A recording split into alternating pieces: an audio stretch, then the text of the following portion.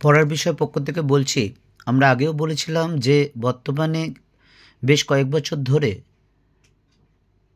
আমাদের শিক্ষার্থীদের মধ্যে ইতিহাসের প্রতি যে ভীতি দেখা দিয়েছে ক্লাস 10-এ, তা দূর করার জন্য আমরা পড়ার বিষয়ের পক্ষ থেকে একটি প্রচেষ্টা চালিয়েছি বা চালাচ্ছি। যে তার কারণ আমাদের মনে হয়েছে যে আমাদের শিক্ষার্থীরা যে ঠিক মতো পড়াশোনা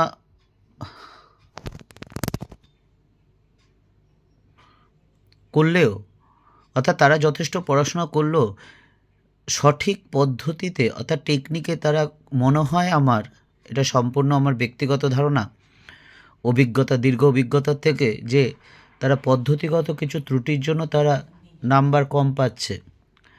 আমরা 2017 থেকে দেখতে পাচ্ছি যে প্রথম আর দ্বিতীয় অধ্যায় মিলে একটা একটা করে যে 4 আসে, তাতে দ্বিতীয় অধ্যায় থেকেই প্রায় প্রত্যেকবার এসছে, একমাত্র 17 সাল বাদ দিয়ে। 17 সালে একটা এসছে, কিন্তু 18 থেকে মাঝখানে 21-এ পরীক্ষা হয়নি, 24 সাল পর্যন্ত প্রত্যেকবারই দ্বিতীয় অধ্যায় থেকে দুটো প্রশ্ন এসছে। এই প্রশ্নটা 2022 সালে এসেছিল, নারী শিক্ষা বিস্তারে রাধাকান্ত দেবের ভূমিকা।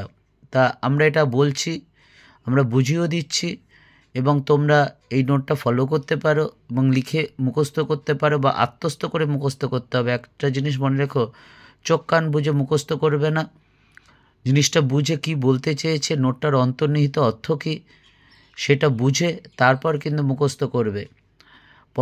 মুখস্থ করতেই হবে না, তাহলে যদি আত্মস্থ করতে পারো ধারণা তৈরি হবে, সেই ধারণা থেকেই তুমি কিন্তু লিখতে পারবে। হ্যাঁ, তবে হ্যাঁ, কিছু জিনিস তো মুখস্থ দরকার।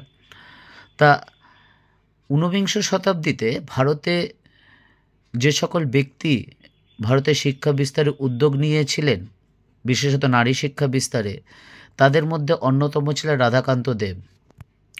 এই রাধাকান্ত দেবকে আমরা আগে দেখেছি যে তিনি ভারতীয় শিক্ষা পদ্ধতির অন্যতম সমর্থক ছিলেন, অর্থাৎ প্রাচ্য শিক্ষার সমর্থক ছিলেন। প্রাচ্য পাশ্চাত্য দ্বন্দ্বে তিনি যে জড়িয়েছিলেন তাতে রামমোহনের বিপরীতে, অর্থাৎ প্রাচ্য শিক্ষার অন্যতম সমর্থক ছিলেন। তিনি প্রাচ্য শিক্ষার সমর্থক থাকলেও রাধাকান্ত দেব ভারতবর্ষে নারী শিক্ষা বিস্তারে একটা বিশেষ ভূমিকা পালন করেছিলেন। কী ভূমিকা পালন করেছিলেন? প্রথমে যেটা আমরা বলি যে রাধাকান্ত দেব তার বাড়ির যারা মেয়েরা ছিলেন তাদের ইংরেজি শিক্ষার জন্য ইংরেজি শিক্ষিকা নিয়োগ করেছিলেন, কারণ তিনি বুঝতে পেরেছিলেন যে বাড়ির মহিলারা যদি শিক্ষিত না হয় তাহলে কিন্তু পরিবার সঠিক অর্থে শিক্ষিত, অর্থাৎ উদারনীতি হবে না।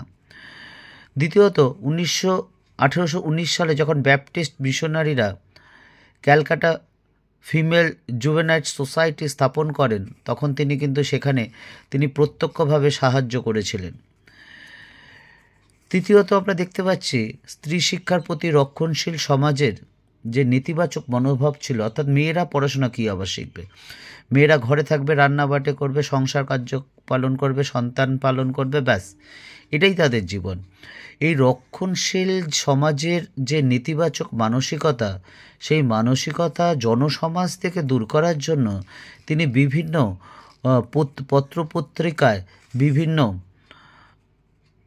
পত্রপত্রিকার মাধ্যমে মানুষকে সচেতন করতে চলেছে, অর্থাৎ নারী শিক্ষার গুরুত্ব সম্পর্কে তিনি কিন্তু এই সকল পত্রিকায় অনবরত প্রকাশ করে যেতেন।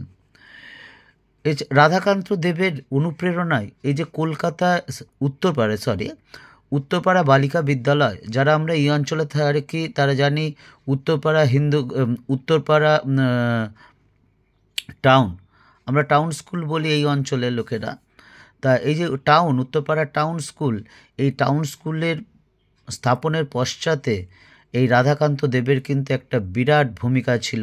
এছাড়া বারাসাতে কালীকৃষ্ণ বালিকা বিদ্যালয় স্থাপনেও কিন্তু তার একটা বিশেষ ভূমিকা ছিল।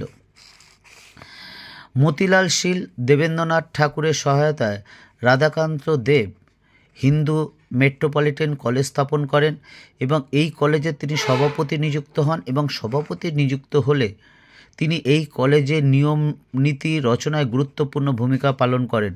কারণ তিনি বুঝতে পেরেছিলেন শুধু শিক্ষা প্রতিষ্ঠান স্থাপন করলেই হবে না, যদি নিয়ম আচার বিধি ঠিকমতো না হয় কারণ ডিসিপ্লিনটা খুব দরকার। একটা জিনিস মনে রেখো তোমরা, জীবনের ডিসিপ্লিন বা নিয়মানুবর্তিতা এটা খুব দরকার। কোনো নিয়মানুবর্তিতা ছাড়া কোনো কিছু সাফল্য লাভ করতে পারে না। একটা দেশ, একটা জাতি, যাই বলি না কেন, নিয়মানুবর্তিতা ছাড়া কিন্তু কখনোই অগ্রগতির দিকে এগোতে পারে না। এরপর আমরা দেখতে পাচ্ছি ভারতীয় ঐতিহ্য ও সংস্কৃতি কাঠামোর মধ্যে থেকে নারী শিক্ষা বিস্তার করতে চেয়েছিলেন। অর্থাৎ রাধাকান্ত দেব যে ভারতীয় ঐতিহ্য সংস্কৃতি, সেই সংস্কৃতির মধ্য থেকেই কিন্তু ভারতে নারী শিক্ষা বিস্তার করতে চেয়েছিলেন। তাই যখন বেথুন সাহেব মেয়েদের জন্য ক্যালকাটা ফিমেল স্কুল স্থাপনে উদ্যোগী হয়েছিলেন, তখন কিন্তু তিনি এর বিরোধিতাও করেছিলেন। কারণ তার আশা ছিল বা তিনি ভেবেছিলেন যে এটা স্থাপনের মাধ্যমে ভারতে খ্রিস্ট ধর্মের প্রসার ও হিন্দু ঐতিহ্যের অবক্ষয় হবে। কাজেই আমরা বলতে পারি, উপরোক্ত আলোচনা থেকে বলা যায়, ভারতে নারী শিক্ষা বিস্তারে অর্থাৎ আধুনিক নারী শিক্ষা বিস্তারে রাধাকান্ত দেব কিন্তু একটা বিরাট ভূমিকা নিয়েছিলেন। যদিও লাস্টের পয়েন্টে আমরা দেখেছি তার একটা ত্রুটি ছিল, কারণ তার ধারণা হয়েছিল পাশ্চাত্য শিক্ষা মানেই ভারতীয় ঐতিহ্য সংস্কৃতি নষ্ট হয়ে যাবে। সেটা ঠিক না হলেও ভারতে নারী শিক্ষা বিস্তারে তার একটা বিরাট ভূমিকা ছিল, এটা নিঃসন্দেহে বলা যায়। পরের বিষয় পক্ষ থেকে এইটুকুই।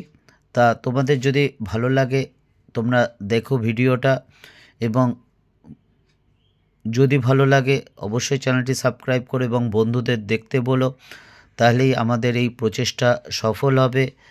তোমাদের পরীক্ষার দিন ইতিমধ্যে ঘোষিত হয়ে গেছে। 12ই ফেব্রুয়ারি 2025 সাল থেকে পরীক্ষা শুরু হচ্ছে।